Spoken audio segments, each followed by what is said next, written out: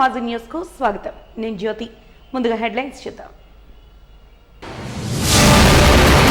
నగరంలో మొదలైన పెన్షన్ల పంపిణీ. ఎన్నికల కమిషన్ ఆదేశాల అనుసారం పంపిణీ ప్రక్రియలో పాల్గొన్న సచివాలయ సిబ్బంది.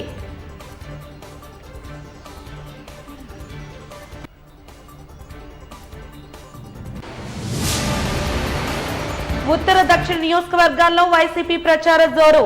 సంక్షేమ పథకాలే విజయానికి బాటలని స్పష్టం చేసిన అభ్యర్థులు ఎమ్మెల్యే వాసుపల్లి కేకే రాజు. మతోన్మాద శక్తులను ప్రేరేపిస్తూ కుల రాజకీయాలు చేస్తున్న బీజేపీని ఓడించి తీరాలి. విరసాస ఐక్యవేదిక పిలుపు.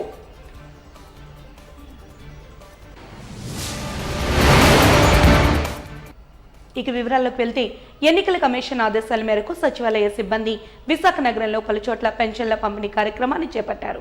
ప్రతి నెల 1వ తేదీన అందే పెన్షన్లు కొన్ని అనివార్య కారణాల వల్ల ఈ నెల 3వ తేదీకి వాయిదా వేయబడిన విషయం మనందరికీ తెలిసిందే. ఇదే నేపథ్యంలో ఎన్నికల కమిషన్ వాలంటీర్లను పెన్షన్ పంపిణీ, ప్రభుత్వ ఇతర కార్యక్రమాలకు దూరంగా ఉండాలని ఇచ్చిన ఆదేశాల మేరకు వార్డు సచివాలయ సిబ్బంది లబ్ధిదారులకు నేడు పెన్షన్ను అందజేశారు. దీంతో ఇప్పటి వరకు పెన్షన్పై ప్రజలకున్న అపోహలు తొలగిపోయాయి. 2 రోజులు ఆలస్యంగా అయినా తమ పెన్షన్ చేతికి అందడంతో వృద్ధులు, వికలాంగులు ఆనందాన్ని వ్యక్తం చేశారు.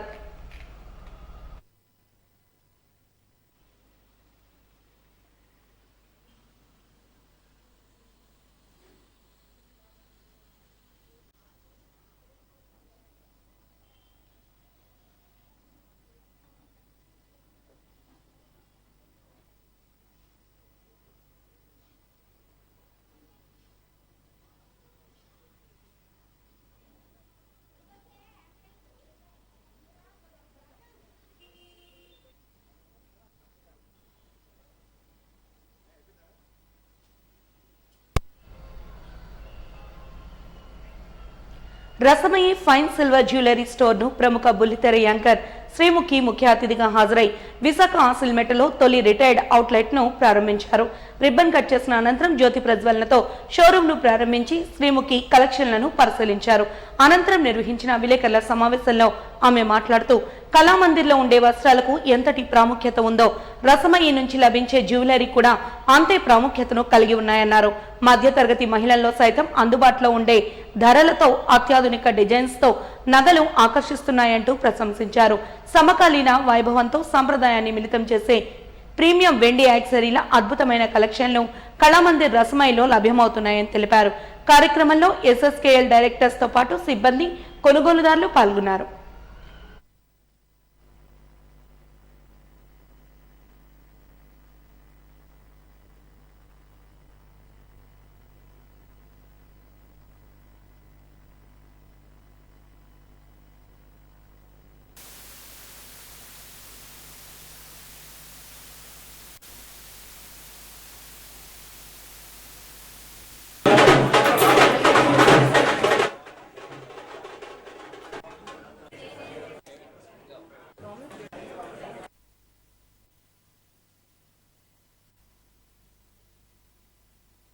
నమస్కారం, మీడియా వాళ్ళందరికీ నమస్కారం, వైజాగ్ ప్రేక్షకులందరికీ నమస్కారం. చాలా ఆనందంగా ఉంది వైజాగ్కి రావడం.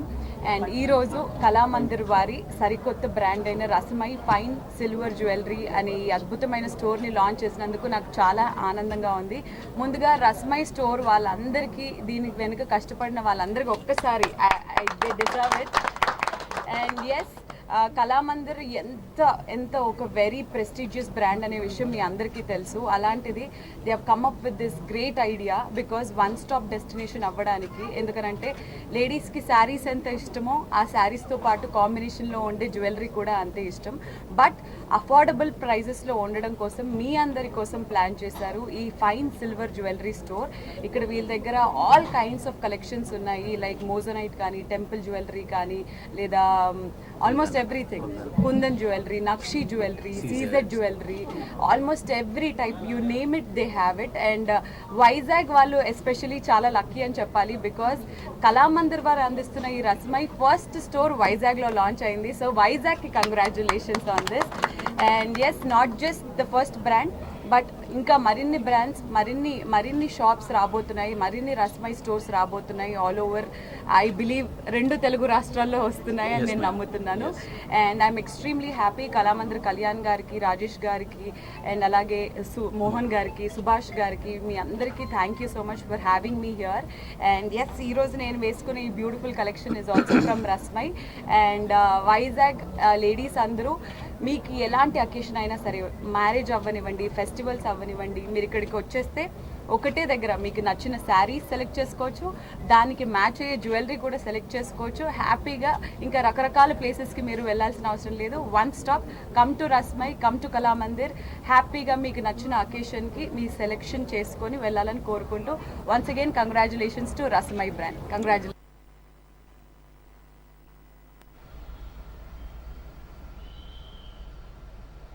ఆటిజంతో బాధపడే చిన్నారులకు థెరపీల ద్వారా చికిత్సను అందిస్తూ వారిని ఇతర రంగాల్లో కూడా నిష్ణాతులను చేసేందుకు ప్రజ్వల్ వాణి చారిటబుల్ ట్రస్ట్ కృషి చేస్తుందని నిర్వాహకురాలు డాక్టర్ సుచిత్ర తెలిపారు. ప్రపంచ ఆటిజం దినోత్సవాన్ని పురస్కరించుకుని అక్కైపాలెంలో ఆటిజంతో సమస్యలు ఎదుర్కొంటున్న అనేక మందితో అవగాహన కార్యక్రమాన్ని నిర్వహించారు. ఈ కార్యక్రమంలో ముఖ్య అతిథిగా పాల్గొన్న Krishna child hospitals managing officer మాట్లాడుతూ ఆటిజంను చిన్నతనంలోనే తల్లిదండ్రులు ఎంతో ధైర్యంతో ముందుకొచ్చి డాక్టర్ను సంప్రదించాల్సిన సమయంలో సంప్రదించాలని సూచించారు. అలాగే డాక్టర్ సుచిత్ర మాట్లాడుతూ వారిని చికిత్సా పరంగా మానసికంగా దృఢంగా చేసేందుకు ప్రజ్వల చారిటబుల్ ట్రస్ట్ ఎప్పుడూ ముందుంటుందని తెలిపారు.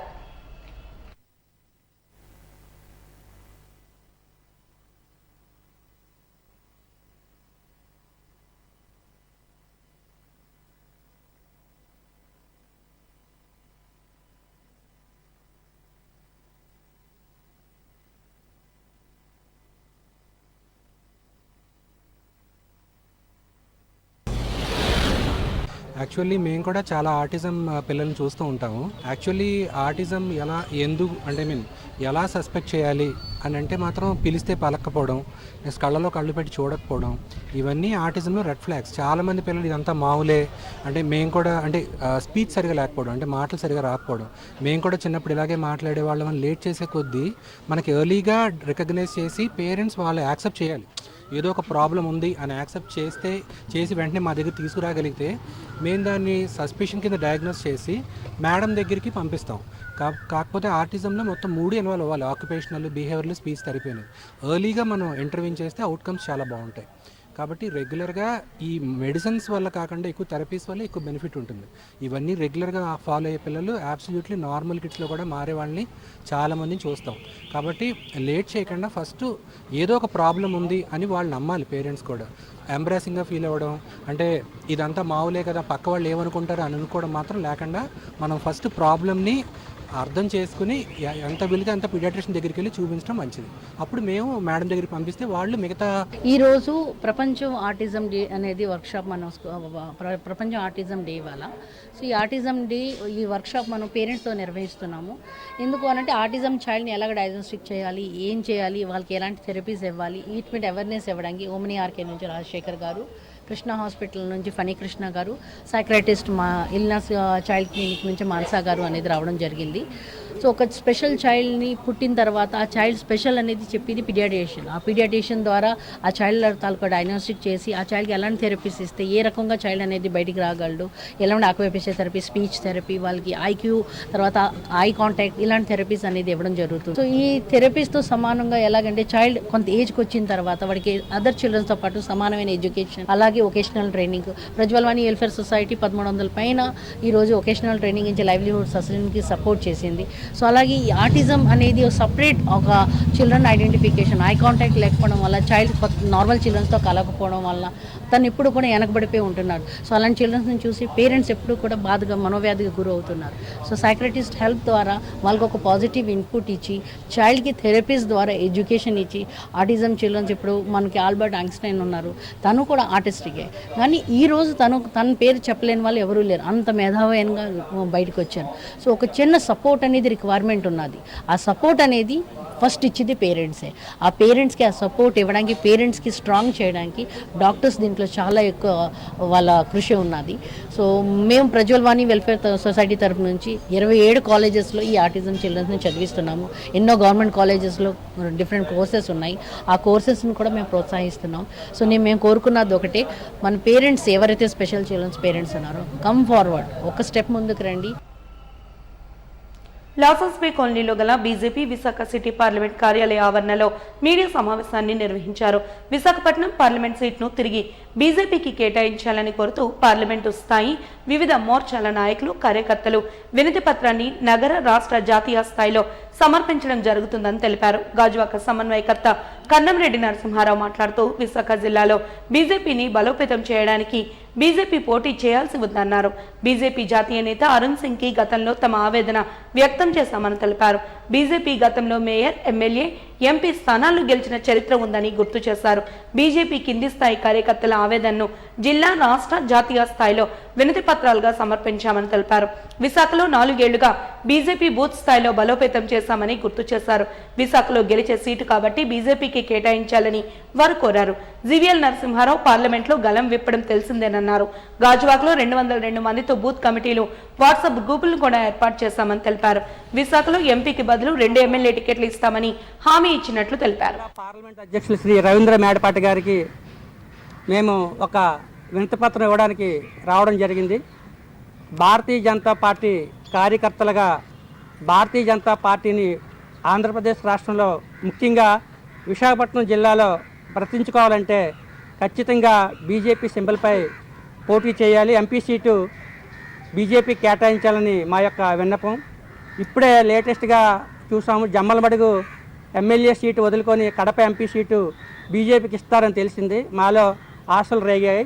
మేము గత 15 రోజులుగా రాష్ట్ర స్థాయి, జాతీయ స్థాయి నాయకులకి మేము విజయవాడ, ఢిల్లీ కూడా వెళ్ళి వినతిపత్రాలు ఇవ్వడం జరిగింది. వారం రోజుల క్రితం ఎన్నికల ఇన్ఛార్జ్ శ్రీ అరుణ్ సింగ్ గారు ఇదే పార్టీ కార్యాలయానికి వచ్చినప్పుడు మేమంతా కూడా మా యొక్క ఆవేదన తెలియజేశాం. ఎందుకంటే విశాఖపట్నం జిల్లాలో గతంలో మేయర్ సీటు గెలుచుకున్నాం, తర్వాత ఎమ్మెల్యే సీటు గెలుచుకున్నాం, తర్వాత ఎంపీ సీటు గెలుచుకున్నాం, ఉత్తరాంధ్రలో ఎమ్మెల్సీ కూడా గెలుచుకున్నాం. ఆంధ్రప్రదేశ్ రాష్ట్రంలో భారతీయ జనతా పార్టీకి ఎక్కువ ఆదరణ ఉన్న జిల్లా ఏదైనా ఉందంటే అది విశాఖపట్నం జిల్లా.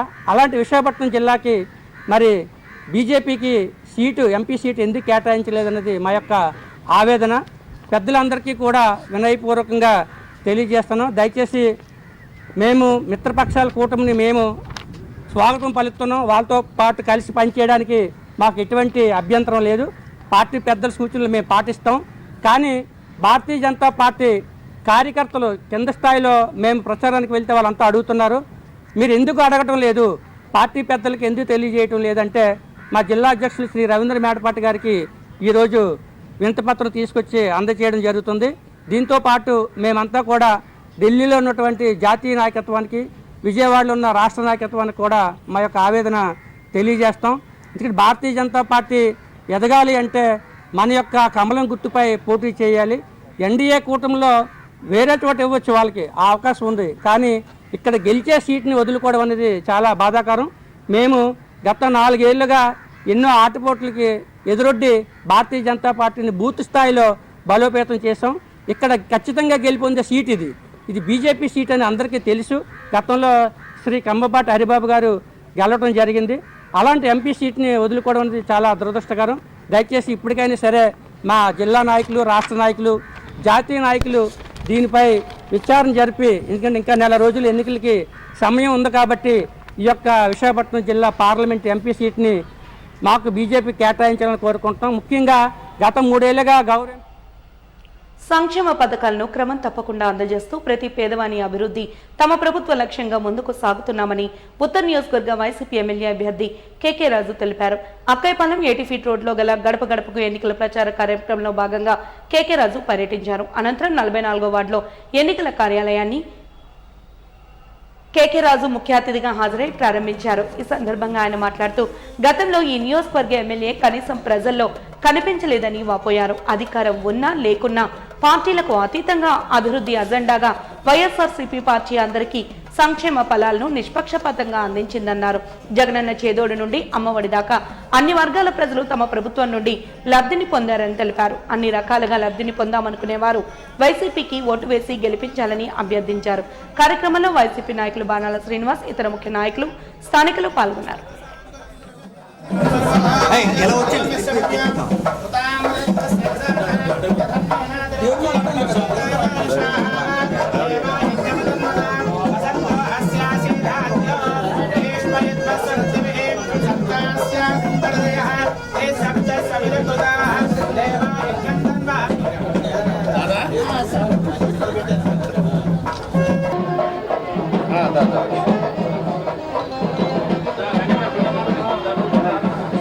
గెలవాలి అన్న తపంతో ప్రతి వ్యక్తి కష్టపడతారు కాబట్టి ఆయన మీ అందరికీ కూడా తెలిసిందే. గడిచిన 4 సంవత్సరాల 10 నెలల కాలంలో గౌరవ ముఖ్యమంత్రి వర్యులు శ్రీ వైఎస్ జగన్మోహన్ రెడ్డి గారు ఏ విధంగా 2019 ఎన్నికల సమయంలో ఏదైతే హామీలు ఇచ్చారో, ఏదైతే మేనిఫెస్టోలు రూపొందించారో ఆ మేనిఫెస్టోలు అన్న అంశాలన్నింటినీ కూడా చెప్పిన మాటకి కట్టుబడి, చెప్పిన దానికంటే మిన్నగా, చెప్పిన సమయానికంటే ముందుగా అమలు చేసి ఈరోజు ఏ విధంగా పేదవారికి అండగా నిలబడ్డారు. ముఖ్యంగా ఈరోజు ఇక్కడికి ఇచ్చేసిన వైఎస్ఆర్ కాంగ్రెస్ పార్టీ కుటుంబ సభ్యులందరినీ కూడా మీ అందరినీ కూడా నేను ఒకటి విజ్ఞప్తి చేస్తున్నాను. ఈరోజు రేపు ఎన్నికలు జరగబోతున్నాయి. ఈ ఎన్నికల్లో ఒకవైపు వైఎస్ఆర్ కాంగ్రెస్ పార్టీ, ఒకవైపు జనసేన, తెలుగుదేశం, బీజేపీ, ఇంకా రకరకాల తోక పార్టీలకు సంబంధించిన వాళ్ళందరూ ఒకవైపు. ఈరోజు ఎన్నికల్లో మనం ఎప్పుడైనా ఎవరి తరపునైనా సరే ఓటు అడగాలన్నప్పుడు ఆ ఓటు అడిగే ధైర్యం, ఓటు అడిగే హక్కు మనకు సంపూర్ణంగా ఉండాలి. ఈరోజు వైఎస్ఆర్ కాంగ్రెస్ పార్టీని, జగన్మోహన్ రెడ్డి గారిని అభిమానించే ప్రతి కార్యకర్త, ప్రతి అభిమాని, ప్రతి నాయకుడు కూడా గర్వంగా తలెత్తుకుని కాలర్ ఎగరేసుకుని ఓటును అభ్యర్థించే హక్కు ఈరోజు జగన్మోహన్ రెడ్డి గారికి మనకు కల్పించడం జరిగింది. అది ఎందుచేతంటే, ఏ విధంగా అంటే ఈరోజు మన దేశానికి స్వాతంత్రం వచ్చి 75 సంవత్సరాలు అవుతుంది. ఈ 75 సంవత్సరాలు స్వాతంత్ర భారతదేశ చరిత్రలో 5 సంవత్సరాలకు ఒకసారి ఎన్నికలు వస్తున్నాయి, ఎన్నికలు వెళ్తూ ఉంటున్నాయి. సమస్యలు ఎన్నికల్లో వాగ్దానాలు ఉన్నాయి, హామీలుగానే ఉన్నాయి. ఏ సమస్యకి కూడా శాశ్వత పరిష్కారం చూపించిన దాఖలాలు లేవు. మొట్టమొదటిసారి జగన్మోహన్ రెడ్డి గారి ఆధ్వర్యంలో ప్రతి సమస్యకి కూడా శాశ్వత పరిష్కారం చూపించాలి, శాశ్వత పరిష్కారం చూపించే దిశగా మన అడుగులు వేయాలని ఆలోచన చేసింది ఒక వైఎస్ జగన్మోహన్ రెడ్డి గారు మాత్రమే. ఈ రోజు మనకి పట్టి పీడిస్తున్న మహమ్మారి పేదరికం, అదేవిధంగా కులాల మధ్య, మతాల మధ్య తారతమ్యాలు, కులాల మధ్య, మతాల మధ్య తారతమ్యాలు తొలగి పేద ధనిక భేదం పోవాలంటే దానికి ఒకే ఒక అస్త్రం ఉంది. అది చదువు మాత్రమే. విద్య ద్వారా మాత్రమే సొసైటీలో ప్రతి ఒక్కరికి, కులాలకి, మతాలకి, పార్టీలకు అతీతంగా ధనిక భేద అనే తారతమ్యం లేకుండా విలువనిచ్చేది, గౌరవాన్ని ఇచ్చేది ఒక విద్య ద్వారా మాత్రమే. గత ప్రభుత్వ హయాంలో 14 సంవత్సరాలు ముఖ్యమంత్రిగా చేసిన చంద్రబాబు నాయుడు గారు విద్యని వ్యాపారం చేసి Narayana EAMCET centre, Narayana coaching centre, Narayana engineering college, Narayana junior college, Narayana degree college, Narayana medical college, Narayana IIT coaching, Narayana ఏదో రకరకాల అకాడమీలని అవన్నీ ఇవన్నీ 3000 పైచీలకు నారాయణ అనే బినామీ చేత చంద్రబాబు నాయుడు గారు ఎడ్యుకేషన్ ఇన్స్టిట్యూషన్స్ పెట్టించి కేవలం నారాయణ కాలేజీకి, అంటే నారాయణ అంటే చంద్రబాబు నాయుడు సొంతం, విద్యను వ్యాపారం చేస్తే ఈరోజు జగన్మోహన్ రెడ్డి గారు చదువుకోవాలనుకునే తాపత్రయం ఉన్న ప్రతి ఒక్కరికి కూడా నాణ్యమైన ఉచిత విద్యను అందించాలి. చదువుకునే పరిస్థితుల్లో పేదవారు కానీ, వెనుకబడిన వర్గాల వారు కానీ అబద్ధాలు చెప్పడం జగన్ రెడ్డికి కొత్తేమీ కాదంటూ విశాఖపట్నం ఉమ్మడి ఎంపీ అభ్యర్థి శ్రీభరత్ అన్నారు. జిల్లా తెలుగుదేశం పార్టీ కార్యాలయంలో జరిగిన విలేకరుల సమావేశంలో ఆయన మాట్లాడుతూ 200 రూపాయలు ఉన్న పెన్షన్ను తెలుగుదేశం అధికారంలోకి వచ్చిన తర్వాత 2000 రూపాయలకు పెంచడం జరిగిందని తెలిపారు. ఈరోజు రాష్ట్రంలో పరిపాలిస్తున్న వైసీపీ ప్రభుత్వం వాలంటీర్ వ్యవస్థను వాడుకొని ఎలక్షన్స్లో తెలుగుదేశం పార్టీని ఎలాగైనా అడ్డగోలుగా ఓడించాలనే ఉద్దేశంతో ఈ వాలంటీర్ల ద్వారా ప్రభుత్వ పథకాలు పంచడం అనేది అన్యాయం అని చెప్పి మా పెద్దలు కానీ మిగతా మా పార్టీ రిప్రజెంటేటివ్స్ ఈసీకి కంప్లైంట్ చేస్తే ఈసీ దాని మీద ఆలోచించి ఒక డైరెక్షన్ ఇచ్చింది. వాలంటీర్లు అనే వాళ్ళు ఎవరు కూడా గవర్నమెంట్ ఫంక్షన్స్లో పాల్గొనకూడదు. ఈ టైంలో వాళ్ళు వెళ్ళి పెన్షన్లు కానీ ఇతర స్కీములు కానీ పంచకూడదనే ఉద్దేశంతో ఈసీ ఆర్డర్స్ పాస్ చేస్తే దానికన్నా తెలివిగా ఏదైతే ఈ వైసీపీ నాయకులు ఉన్నారో వాళ్ళందరినీ కూడా మీరు రిజైన్ చేయండి, 2 నెలల్లో మళ్ళీ మిమ్మల్ని అపాయింట్ చేసుకుంటాం, ఈవేళ మీకు ఆ 2 నెలల జీతాలు కూడా మేమే ఇస్తామని చెప్పి వాళ్ళు మాయమాటలు చెప్పి రిజైన్ చేసి మళ్ళీ వాడుకుందామనే ప్రయత్నం చేస్తే దాని మీద కూడా కలెక్టర్ గారికి ఈవేళ ఇందాక వారు రిప్రజెంటేషన్ ఇవ్వడం జరిగింది. సార్, ఎవరైతే రిజైన్ చేసి ఈవేళ పొలిటికల్ యాక్టివిటీస్లో పాల్గొంటారో వాలంటీర్స్ వాళ్ళందరినీ కూడా రీఇన్స్టేట్ చేయడానికి వీలు లేదు. రేపు వాళ్ళు ఐడెంటిఫై చేసి ఎలక్షన్ అయిన తర్వాత మా గవర్నమెంట్ వస్తే రీఇన్స్టేట్ చేస్తామని హామీ ఇచ్చిన ఏదైతే ఉందో హామీ, ఈ హామీని మీరు ఎట్టి పరిస్థితుల్లో అనుమతించకూడదు. వాలంటీరు రిజైన్ చేస్తే ఇంకా వాళ్ళు సొంత పని చేసుకోవాలి తప్పితే ఎటువంటి పొలిటికల్ యాక్టివిటీస్లో కానీ పాల్గొనకూడదని మేము చెప్పిన దాని మీదట మేము ఈసీకి రాస్తాం. ఆ ఈసీ ద్వారా మేము అప్పుడు ఆర్డర్స్ తెప్పించుకొని ఈసీ డైరెక్ట్ ఇస్తే మేము అది ఫాలో అవుతామని చెప్పడం జరిగింది. అందరూ గమనించాలి, ఆల్రెడీ వాళ్ళ పేపర్ ఏదైతే ఉందో సాక్షిలోనే ఈ నెల 3వ తారీఖు వరకు మేము పెన్షన్లు ఇవ్వలేము, ఏదైతే పెన్షన్లకు కావాల్సిన డబ్బు అంతా కూడా వాళ్ళ అనుయూలు ఎవరైతే ఉన్నారో కాంట్రాక్టర్లు వారి బిల్లులు ఇమీడియట్గా చెల్లించారు. ఈ చేయూత కానీ అమ్మఒడి కానీ ఆసరా కానీ ఈ బిల్లులన్నీ కూడా ఆపేసి ఆ బిల్లుల అమౌంట్ మిగతా అమౌంట్ అంతా కూడా సుమారు 13,000 కోట్ల రూపాయలు వీళ్ళు పంచిపెట్టేసి ఖజానా ఖాళీ చేసి డబ్బులు ఇవ్వడానికి లేని సందర్భంలో ఫైనాన్షియల్ రన్నింగ్ వలన కూడా అప్పు తేవడానికి వీలు లేకపోవడం వలన ఈ పెన్షన్లు ఇవ్వలేకపోయారనే సంగతి మీ ద్వారా ప్రజలకు తెలియజేస్తున్నాం.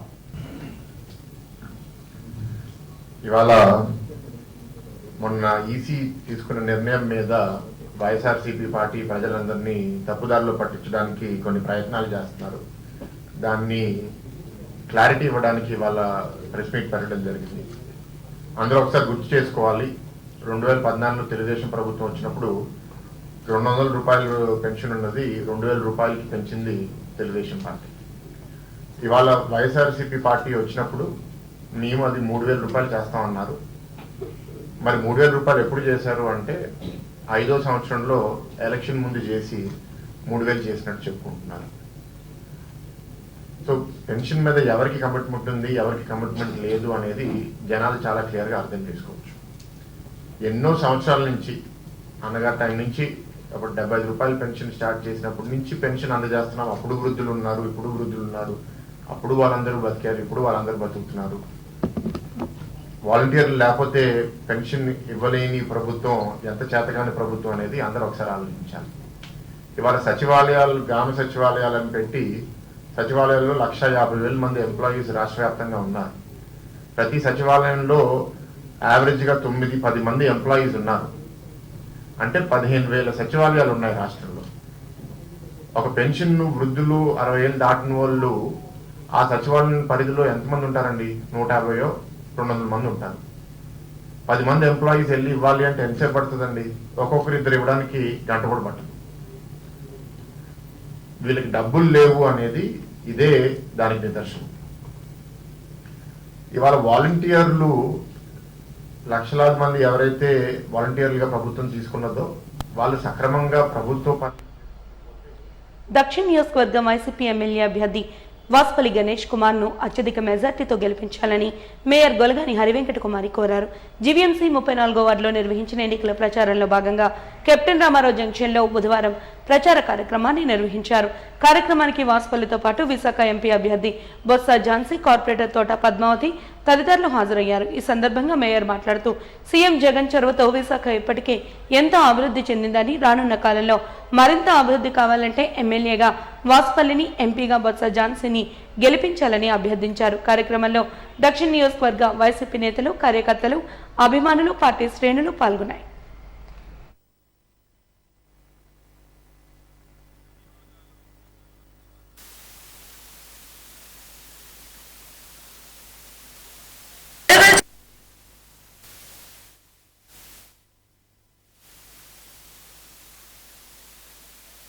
అమ్మ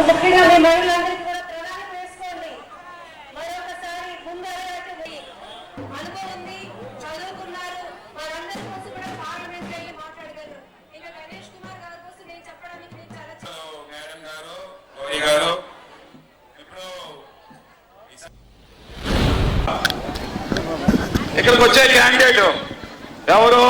వంశీకృష్ణ అంట. 3 ఇంజిన్లు అంట. అది ఏటా 3 ఇంజిన్లు? ఒకటి పవన్ కళ్యాణ్ ఇంజిన్ అంట, రెండో ఇంజిన్ ఏమో చంద్రబాబు నాయుడు ఇంజిన్ అంట, టీడీపీ ఇంజిన్ అంట, మూడో ఇంజిన్ ఏమో మోడీ ఇంజిన్ అంట. 3 ఇంజిన్లు అంట. ఒక్క మీకనే 3 ఇంజిన్లు ఉన్నాయి, మాకు 3 ఇంజిన్లు ఉన్నాయి. ద్రోణ్ రాజు గారి ఇంజిన్ ఒకటి నడుస్తా ఉంది ఇక్కడ, శ్రీనివాస ఇంజిన్. అంతే కదా, విశాఖపట్నంలో ద్రోణ్ రాజుకి ఒక లెగసీ ఉంది. వాళ్ళ తాతగారు ద్రోణ్ రాజు శ్రీనివాస్ గారు, శ్రీనివాసరావు గారు. వాసుపల్లి ఇంజిన్ ఒకటి నడుస్తా ఉంది. వాసుపల్లి మత్స్యకారుడు. నేను 2 సార్లు ఎమ్మెల్యే అయ్యాను, ఇప్పుడు ఇంకోసారి 3 ఎమ్మెల్యే అవుతాను. మూడోది బొత్స ఇంజిన్. ఈ 3 ఇంజిన్లు దగ్గర పోటీ పడగలుగుతారా ఒకసారి చెప్పండి. ఈ 3 ఇంజిన్లు ఏంటంటే లెగసీ ఉన్నది, నాయకత్వ లక్షణాలు ఉన్నాయి, వస్తా ఉన్నాయి. సో అందుకే మనం ఓటేస్తే ఝాన్సీ గారికి బొత్స గారితో ఏ పనైనా చేయించుకుంది. అంటే ఇక్కడ సీఎం ఉన్నట్లాగే. సో దయచేసి అందుకే ఝాన్సీ గారికి మనం అందరూ ఓటేసుకోవాలి. మనందరూ కూడా భారత్ ఉంటాడు, భారత్ గీతం, భారత్ రూపాయి ఇవ్వడు, కన్సెషన్ వేస్ట్ క్యాండిడేట్. బీజం వచ్చి 10 రూపాయలు తగ్గించాలంటే తగ్గించారన్నమాట. ఆ నాయకులకి కార్యకర్తలే తిడతారన్నమాట. అందుకే మన ఝాన్సీ గారిని గెలిపించుకోవాలి. మరి ఇప్పుడు ఈ కార్యక్రమం ఉద్దేశించి పెద్దలు ద్రోణ్ తనయుడు శ్రీనివాస గారు మతోన్మాద విధానాలను ప్రేరేపిస్తూ కుల రాజకీయాలు చేసే బీజేపీ కూటమి అభ్యర్థులను ఎన్నికల్లో ఓడించి ప్రజాస్వామ్య రక్షణకు సహకరించాలని విదసం ఐక్యవేదిక అధ్యక్షులు బూసు వెంకట్రావు అన్నారు. ఈ మేరకు అంబేద్కర్ భవన్లో నిర్వహించిన విలేకరుల సమావేశంలో ఆయన మాట్లాడుతూ దేశంలో హిందువులు తప్ప మరే మతస్థులు ఉండకూడదనే సిద్ధాంతంతో బీజేపీ మతోన్మాదాన్ని రెచ్చగొడుతోందని విమర్శించారు. కార్మిక కర్షక రంగాలను కుదేలు చేస్తూ ప్రైవేటు కార్పొరేట్ కంపెనీలకు ధారాదత్తం చేస్తూ దేశాన్ని కుదేలు పాలు చేస్తున్న బీజేపీ సంబంధిత పార్టీలను వ్యతిరేకించాలని పిలుపునిచ్చారు. బీజేపీకి మాత్రమే ఓటు వేయకపోవడం వల్ల లాభమేమీ ఉండదని, ప్రాంతీయ కుటుంబ పార్టీలైన జనసేన, టీడీపీ, వైసీపీ పార్టీలకు ఓటు వేసిన మోడీకి ఓటు వేసినట్టేనని వారు స్పష్టం చేశారు. సార్వత్రిక ఎన్నికల్లో బీజేపీ కూటమి అభ్యర్థులకు వ్యతిరేకంగా పోరాడుతున్న ఇండియా కూటమి అభ్యర్థులను ఓటు వేసి గెలిపించాలని అదే విదసం లక్ష్యమని స్పష్టం చేశారు. బీజేపీని ఓడించడం అంటే సామాన్య ప్రజలు అనుకునేటువంటి పరిస్థితి ఏమిటంటే బీజేపీకి ఓటు వేయకుండా ఉండటం అని అనుకుంటారు. కానీ బీజేపీకి ఓటు వేయకుండా ఉన్నంత మాత్రాన్నే బీజేపీ ఓడిపోదు. బీజేపీకి ఓడించడానికి ఏ పార్టీకి ఓటు వేయాలో అది చెప్పకపోతే వేరే పార్టీకి వెళ్ళి బీజేపీ వ్యతిరేక ఓటు చీలిపోయి తిరిగి బీజేపీ అధికారంలోకి వచ్చే అవకాశం ఉంటుంది. అందుకని విదసం ఐక్య వేదిక మా కన్వీనర్ చెప్పినట్టుగా ఇండియా కూటమిలో ఉన్నటువంటి ప్రజాస్వామిక లౌకిక శక్తులకు, ఆ పార్టీలకు మాత్రమే ఓట్లు వేసి బీజేపీని ఓడించాలనేటువంటి తీర్మానం చేస్తున్నాం. ఈ పత్రికాముఖంగా ఈ విషయాన్ని ప్రజలందరికీ చేరవేస్తున్నాం. ఈ దేశంలో రాజ్యాంగం ఉంటేనే మనకి ఈ మాత్రం హక్కులు ఉన్నాయి. మీరందరూ మా వాయిస్ని తీసుకోవడానికి ఒక ప్రెస్ అండ్ మీడియాగా వచ్చున్నారు. రేపు ఈ రాజ్యాంగాన్ని రద్దు చేస్తే ప్రెస్కు కూడా మోదీ మీడియా ఉంటుంది తప్ప ప్రజాస్వామిక మీడియా కానీ, ప్రజలు కానీ, చిన్న చిన్న పత్రికా రంగం కానీ మిగిలే అవకాశం ఉండదు. మిత్రులారా, మా విదసం ఐక్యవేదిక పిలుపు ఏమిటంటే ఖచ్చితంగా మోడీకి వ్యతిరేకంగా ఉన్నటువంటి ఇండియా కూటమికి మాత్రమే వేయాలి తప్ప మీరు ఏ ఇతర పార్టీలకి, అది జనసేన అవనివ్వండి, తెలుగుదేశం అవనండి, ఆంధ్రప్రదేశ్లో ఉన్నటువంటి జగన్ పార్టీ అవనివ్వండి, లేదు బీఎస్పీ అవనివ్వండి, ఏ పార్టీకి ఓటు వేసినా మోడీ వ్యతిరేక ఓటు చీలిపోయే ప్రమాదం ఉంది. కాబట్టి ఇండియా కూటమి పార్టీలకు మాత్రమే ఓట్లు వేయాలని డిమాండ్ చేస్తున్నాం. ఈ నేపథ్యంలో విదసం ఐక్యవేదిక తన రాజకీయ పందాన్ని మీ ద్వారా మా శ్రేణులకి, అలాగే అభ్యుదయవాదులకి, ప్రజాస్వామ్యవాదులకి చేరవేయాలని చెప్పి మిమ్మల్ని పిలిచాం. ఇవాళ కేంద్రాన్ని పరిపాలించినటువంటి భారతీయ జనతా పార్టీ, రాష్ట్రాన్ని పరిపాలించినటువంటి జగన్ పార్టీ, ఈ ఇద్దరు కూడా ఒకే దారిలో వెళ్తూ ఉన్నారు. కేంద్రంలో ఉన్నటువంటి ప్రభుత్వం నిస్సిగ్గుగా భయం లేకుండా ఒక భయంకరమైనటువంటి ప్రకటన చేసింది. మాకు 400 సీట్లు ఇవ్వండి, ఈ రాజ్యాంగాన్ని మార్చేస్తామన్నారు. ఇవన్నీ గతం వరకు రహస్యంగా ఉండేవి. ఆర్ఎస్ఎస్ వాళ్ళు తన రహస్య ఎజెండాలో భాగంగా ఉండేది. కానీ ఈవేళ అనంతకుమార్ హెడ్గే అనేటువంటి ఎంపీ ఈ ప్రకటన చేశాడు. ఆయన ఒక్కడే చేశాడని మేము అనట్లా, ఇది ఖచ్చితంగా బీజేపీ చేసిన ప్రకటన. ఇప్పటికే రాజ్యాంగానికి అనేక తూట్లు పడిచారు, మత సామరస్యాన్ని లేకుండా చేశారు. ఈ దేశంలో క్రిస్టియన్, ముస్లిం, దళితులు, ఆదివాసీలకి బతకడానికి తోటు లేకుండా మన కళ్ళ ముందు కనిపిస్తామని ఇంకా మణిపూర్లో మారణ హోమం, అనేక చట్టాల్లో మార్పులు. వాజీ న్యూస్ ముగించే ముందు హెడ్లైన్స్ మరొకసారి చూద్దాం. నగరంలో మొదలైన పెన్షన్ల పంపిణీ. ఎన్నికల కమిషన్ ఆదేశానుసారం పంపిణీ ప్రక్రియలో పాల్గొన్న సచివాలయ సిబ్బంది.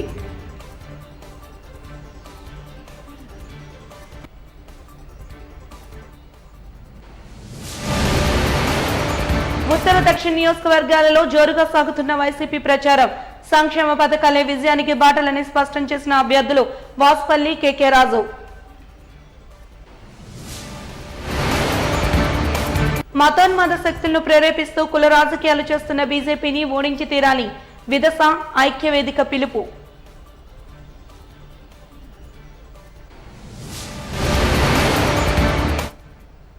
వాజీ న్యూస్ ఇంతటితో సమాప్తం.